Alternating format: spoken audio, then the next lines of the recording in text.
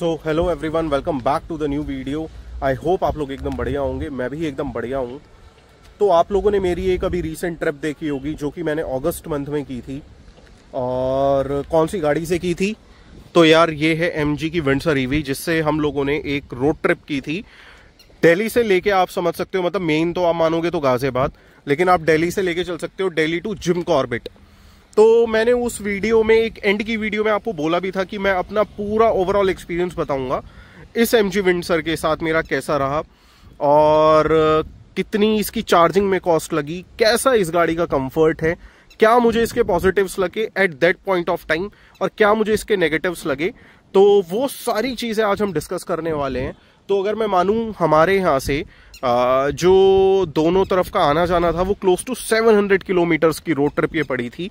तो अब चलते हैं इस गाड़ी के अंदर और गाड़ी के अंदर चल के बात करते हैं, क्योंकि इस गाड़ी में अंदर बैठ के वीडियो बनाने का जो मजा है ना यार, वो लिटरली कुछ और है। और मैं वो क्यों बोल रहा हूं ना, अभी आपको पता लगेगा।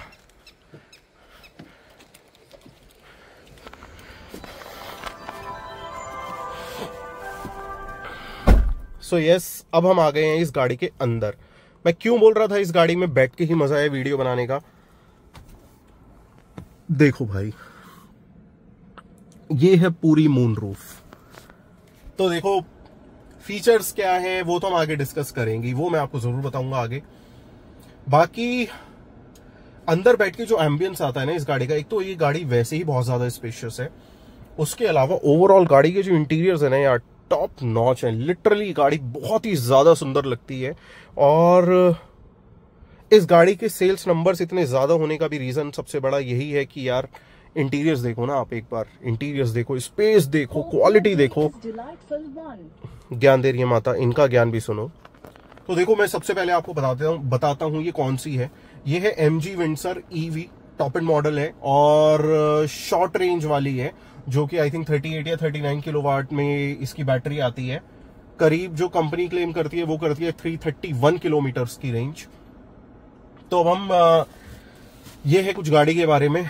अब डिस्कस करते हैं ओवरऑल कहां से कहां गए थे। तो देखो यार, हम लोग गाजियाबाद में रहते हैं, हम लोग गाजियाबाद से गए थे जिम कॉर्बेट। ये थी ट्रिप 15, 16 और 17 अगस्त, if I am not wrong. 3 दिन की ट्रिप थी ये। और कौन कौन गया था? मैं था, और प्राइमरीली जो एक कार यूज करता है वो सहज है, मेरा छोटा भाई, देन उसकी वाइफ, मेरी वाइफ, हम दोनों के बच्चे और मम्मी। तो आप टोटल मान सकते हो 7 लोग, और आराम से अकोमोडेट हो गए थे अंदर। गाड़ी क्योंकि बहुत ज्यादा स्पेशियस है। 700 किलोमीटर्स की रोड ट्रिप पे सबसे पहले डिस्कस करते हैं हमारी चार्जिंग कॉस्ट क्या थी। तो देखो हमने एक फुल चार्ज किया था, जो कि मेरा भाई जो है वो छोटा, वो एक MNC में जॉब करता है, तो वहां पे चार्जर्स लगे हुए हैं। तो उसने एक फास्ट चार्जर से जो चार्ज किया था वो क्लोज टू, उसकी जो कॉस्ट आई थी वो आई थी 600-700 रुपीज के आसपास फुल चार्ज की, और वो DC फास्ट चार्जिंग थी। फिर हम लोग यहां से सीधा जिम कॉर्बेट गए सिंगल चार्ज में, और जब हम जिम कॉर्बेट पहुंचे तो इसमें जो बैटरी बची हुई थी वो 9% बची हुई थी, करीब 9 या 10% के आसपास।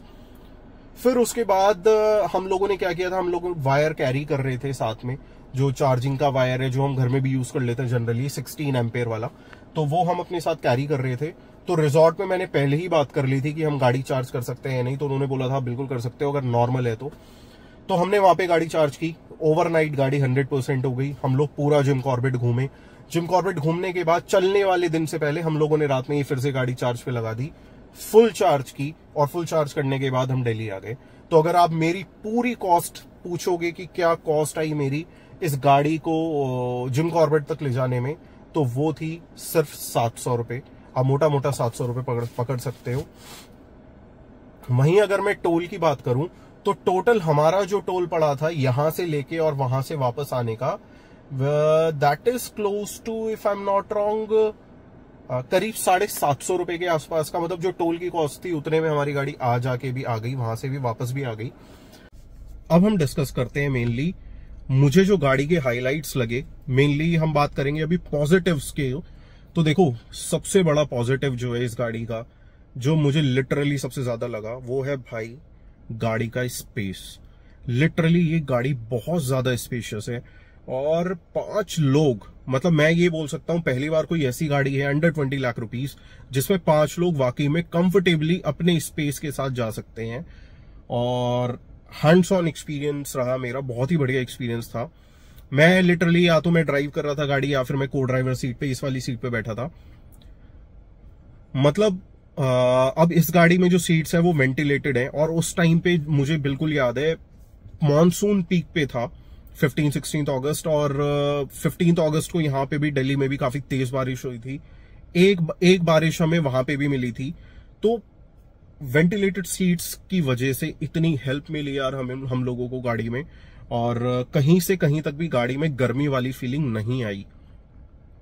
तो सबसे पहले तो यार गाड़ी का जो ओवरऑल स्पेस है वो बहुत ही बढ़िया है। उसके बाद गाड़ी का जो ओवरऑल एम्बियंस है यार नेक्स्ट लेवल है, नेक्स्ट लेवल। और लिटरली गाड़ी में बैठ के लगता नहीं है कि आप एक अंडर 20 लाख रुपीस की गाड़ी में बैठे हो। ट्रस्ट मी, आप इस सेगमेंट में छोड़ो, इस सेगमेंट से ऊपर की गाड़ियों में जाके बैठ जाना, ये एक्सपीरियंस आपको नहीं मिल पाएगा इन टर्म्स ऑफ इंटीरियर्स। गाड़ी की ओवरऑल विजिबिलिटी बहुत ही बढ़िया है, लिटरली बहुत ही बढ़िया है। और जो लोग व्लॉगिंग करते हैं ना उनके लिए ये गाड़ी बहुत बढ़िया है, क्योंकि इसका जो फ्रंट जो विंडशील्ड है वो बहुत बड़ी है, बहुत अच्छा व्यू आता है इससे। और सारे मजे पे और जो एक एड ऑन हो जाता है वो होती है ये मून रूफ। ये जो मून रूफ है ना यार, लिटरली बहुत ही बढ़िया एक्सपीरियंस रहता है इसका, और बहुत ज्यादा फंक्शनल है। इसमें एक अच्छी चीज ये खुलती नहीं है, तो कहीं ना कहीं प्रैक्टिकलिटी के भी पॉइंट ऑफ व्यू से, जैसे अभी मानसून गया है या फिर हम लोग इससे लंबी ट्रिप्स और भी करेंगे आगे फ्यूचर में, उस पॉइंट ऑफ व्यू से ये बहुत काम की चीज है। पहाड़ों पे जाएंगे तो इसका मजा कुछ और है। उसी के बाद अगर मैं एक और मेन हाईलाइट की बात करूं तो गाड़ी की ओवरऑल परफॉर्मेंस। गाड़ी की ओवरऑल परफॉर्मेंस लिटरली बहुत ही बढ़िया है यार, बहुत ही बढ़िया है। मतलब आप पावर के पॉइंट ऑफ व्यू से अपनी किसी भी पेट्रोल या डीजल की गाड़ी को अगर आप पहले चला रहे थे बिल्कुल मिस नहीं करोगे। पावर में आपको बहुत बढ़िया मजा आने वाला है। किसी भी टाइम पे, कितने भी लोड के साथ, कितने भी ज्यादा इंक्लाइन पे, जैसे ही आप एक्सीलरेटर प्रेस करोगे ना आपको मजा आ जाएगा लिटरली गाड़ी में। तो ये एक बहुत मुझे इसका पॉजिटिव पॉइंट लगा। सबसे बड़ा पॉजिटिव पॉइंट जो है इस गाड़ी की बैटरी है यार। मतलब जो MG क्लेम करता है 332, ये जेन्युइनली उतनी रेंज दे देती है। और अगर आप ओवरऑल कैलकुलेट करोगे तो रेंज में भी इस गाड़ी में कोई भी इश्यू नहीं है। गाड़ी में जो रेंज है, अगर आप रियल वर्ल्ड में मानोगे, लेके चलोगे, मतलब हमारी तो गाड़ी पूरी फुल थी तो भी ये गाड़ी करीब 280-290 के आसपास चल रही थी, और उस टाइम पे थोड़ा से इंक्लाइन पे भी हम लोग गए थे। अगर हम वापस आने की मैं बात करूं तो वही सेम टेरेन पे मेरी जो बैटरी का कंजम्पशन था वो कम हो गया था। तो उस टाइम करीब 300 किलोमीटर, 300-310 किलोमीटर के आसपास की जो रेंज है ये गाड़ी देती है। तो कहीं ना कहीं रेंज जो है ना, रेंज एंजाइटी, वो चलो हम नेगेटिव में आगे एड ऑन करेंगे, नेगेटिव पॉइंट्स भी मैं आपको बताऊंगा इस ट्रिप पे। तो रेंज एंजाइटीज जैसी कोई मेन चीज इसमें नहीं लगी मुझे बिल्कुल भी। जो गाड़ी दिखाती है उतनी गाड़ी जेन्युइनली चलती है। पूरे रास्ते गाड़ी में AC ऑन रहा, दोनों वेंटिलेटेड सीट्स ऑन रही, म्यूजिक सिस्टम नॉन स्टॉप चल रहा था, तो भी गाड़ी में कोई इश्यू नहीं आया और ना ही कोई रेंज से प्रॉब्लम थी। तो एक ये मुझे इसका सबसे बड़ा प्लस पॉइंट लगा। तो ये तो कुछ पॉजिटिव्स थे। अब बात करते हैं नेगेटिव्स की। तो देखो सबसे बड़ा जो नेगेटिव है ना, वो कहीं ना कहीं जब आप शिफ्ट करोगे एक पेट्रोल या डीजल की गाड़ी से, तो हम लोगों को जनरली क्या होता है ना, जब 20% से नीचे, चाहे वो मोबाइल की बैटरी हो या कोई भी XYZ आप यूज कर रहे हो बैटरी वाली हो, उसकी कम हो जाए तो वहां एंजाइटी होती है। तो देखो संजू को नहीं हुई, और लेकिन अगर मैं एक फर्स्ट टाइम चलाने वाला हूं तो मुझे कहीं ना कहीं वो लग रहा था कि यार 20% के अंडर आ गई है। और कुछ कुछ पार्ट्स ऐसे होते हैं कि, और मेनली जब आप पहाड़ों पे जाते हो आपको नहीं पता होता कि आप कितनी देर, कितनी देर एक जगह पे खड़े रहोगे, तो वो एक कहीं ना कहीं प्रॉब्लमेटिक चीज हो जाती है। वो दूसरा जो मुझे इसका नेगेटिव लगा वो है इस गाड़ी का सस्पेंशन। जेन्युइनली इस गाड़ी का जो सस्पेंशन है ना कहीं आप अगर पूरे MG के लाइनअप में बात करोगे तो सस्पेंशन इसका कहीं से भी कहीं तक हाईलाइट नहीं है। गाड़ी का सस्पेंशन बेटर किया जा सकता था। किया के पास बहुत अच्छे सस्पेंशन की कार्स हैं।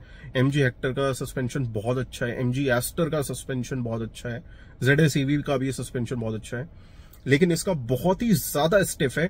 और साथ ही में स्टिफनेस होने के साथ साथ गाड़ी में लो प्रोफाइल टायर्स आते हैं, जिस वजह से गाड़ी में जो रोड नॉइज है वो बहुत ज्यादा एविडेंट हो जाती है। तो ये मुझे दो बड़ी प्रॉब्लम इसके साथ लगी।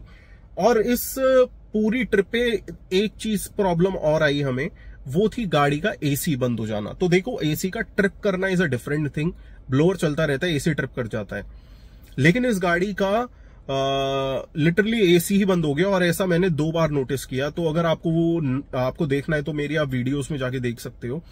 MG विंडसर EV में मैंने डाली हुई है पूरी, उसमें रोड ट्रिप के वाली उस पे। तो उसमें 2 बार ऐसा हुआ कि एसी ऑटोमेटिकली ऑफ हो गया। बट ये हो सकता है क्योंकि इतने सेंसर्स इन्वॉल्व हैं, बट ऐसा नहीं था कि उसके बाद चला नहीं, एकदम से मैंने ऑन किया तो ऑटोमेटिकली फिर से चल गया, तो कोई इशू आया नहीं। तो ये था कुछ मेरा इस 700 किलोमीटर की रोड ट्रिप का एक्सपीरियंस। चार्जर्स की अभी हाईवेज पे कोई प्रॉब्लम नहीं है, बहुत सारे चार्जर्स लग गए हैं, कहीं भी आपको चार्जिंग के पॉइंट ऑफ व्यू से प्रॉब्लम नहीं होगी। कहीं भी अगर आप खाना खा रहे हो, कुछ भी कर रहे हो, आधा घंटा आप चार्ज करो, गाड़ी आराम से चार्ज हो जाती है और आपको कोई भी इशू नहीं होगा। तो अगर आप मुझसे आज की डेट में पूछोगे क्या आप 700-800 किलोमीटर की एक ट्रिप कर सकते हो ईवी पे, मैं बहुत आराम से कर सकता हूं, बल्कि मैं इससे मनाली भी कर सकता हूं। और शायद आपको आगे मेरी वीडियोस में मनाली की एक रोड ट्रिप इस गाड़ी से दिख भी जाए। तो ये था मेरा पूरा एक्सपीरियंस इस 700 किलोमीटर की रोड ट्रिप पे। आई होप ये वीडियो आपको पसंद आई होगी, और कहीं ना कहीं भी अगर इन्फॉर्मेटिव लगी हो तो do share with other people, तो उनको भी आइडिया लग पाए क्या ईवी से आप रोड ट्रिप कर सकते हो या नहीं। बाकी किसी भी पार्ट पे पसंद आई हो तो give it a thumbs up. Channel पे पहली बार आए तो do subscribe to the channel. मिलते हैं किसी और अच्छी वीडियो में। Till then thank you so much, stay safe and Bharat Mata की जय।